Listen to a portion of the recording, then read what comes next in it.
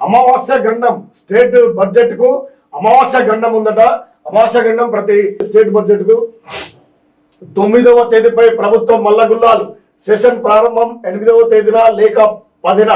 నేడు రేపు క్లారిటీ. 5-6 రోజుల్లోనే కంప్లీట్ చేసే ప్లాన్.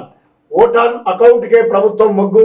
గ్యారంటీలకు నిధులు కేటాయింపట. ఇక అమావాస్య గండం ఉంది స్టేట్ బడ్జెట్ కు అంటూ ప్రధానంగా ఉంది. 9వ పేజీలో చూద్దాం. ఈ నెల 9న అమావాస్యతో ఉత్కంఠ. ముందు రోజా తర్వాతి రోజా సచివాలయ వర్గాల్లో ముమ్మర చర్చ. ఓటాన్ అకౌంట్ కే ప్రభుత్వం మొగ్గు. రాష్ట్ర బడ్జెట్ తేదీలను ఖరారు చేయడంతో అమావాస్యతో ప్రభుత్వం మళ్ళా గుల్లాలు పడుతున్నది. ఈ నెల 9న అమావాస్య రావడంతో ముందు రోజునే సెషన్ ప్రారంభించడమా లేక తర్వాతి రోజులో ఫిక్స్ చేయడమా అని ఆలోచిస్తున్నది. వీలైనంత తొందరగానే ప్రారంభించి ముగించాలని భావిస్తున్నది. ఓటాన్ అకౌంట్ బడ్జెట్ లో ప్రవేశపెట్టాలని ప్రభుత్వం నిర్ణయానికి వచ్చింది. 6 గ్యారంటీలకు అవసరమైనటువంటి నిధులను ఈ బడ్జెట్ లో కేటాయించేలా కసరత్తు మొదలైంది.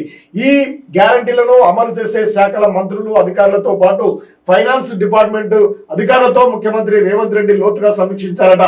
ఇప్పటికే 2 గ్యారంటీల అమల్లోకి తెగా మరో 2 నేడో రేపో స్పష్టత ఇవ్వనున్నారు.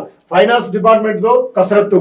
6 గ్యారంటీలతో పాటు ఎన్నికల మేనిఫెస్టోలో ప్రకటించినటువంటి పలు హామీలపైన అసెంబ్లీ సమావేశాల సందర్భంగా ముఖ్యమంత్రి క్లారిటీ ఇవ్వనున్నారు. ప్రస్తుతానికి ప్రవేశపెట్టాలనుకుంటున్న ఓటాన్ అకౌంట్ అయినప్పటికీ నిధులు మాత్రం పూర్తి స్థాయిలో బడ్జెట్ కేటాయించే తరహాలోనే ఉంటాయని ఫైనాన్స్ డిపార్ట్మెంట్ వర్గాలు సమాచారం.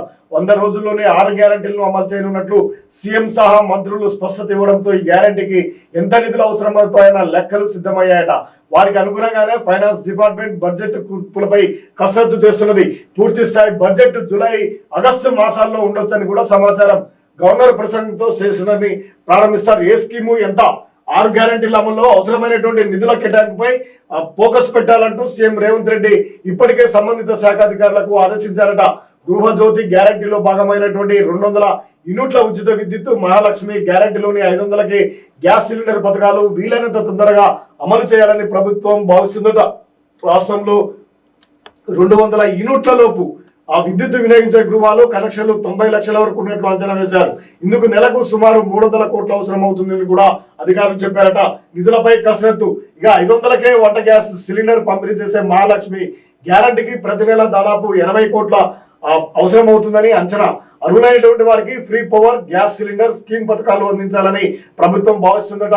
ప్రభుత్వ ఉద్యోగాలకు అపార్ట్మెంట్, లగ్జరీ ప్లాట్లు, విల్లా వాసులు, ఆదాయ పన్ను చెల్లింపుదారులు ఈ స్కీము నుంచి మినహాయించే అవకాశం ఉన్నట్టు అధికారులు ప్రాథమిక సమాచారం. 6 గ్యారంటీలకు రానున్నటువంటి ఆర్థిక సంవత్సరం 2024-25 బడ్జెట్ లోనే నిధులు కేటాయించాల్సి ఉన్నందున వనరుల సమీకరణపై కూడా కసరత్తు చేస్తా ఉందట.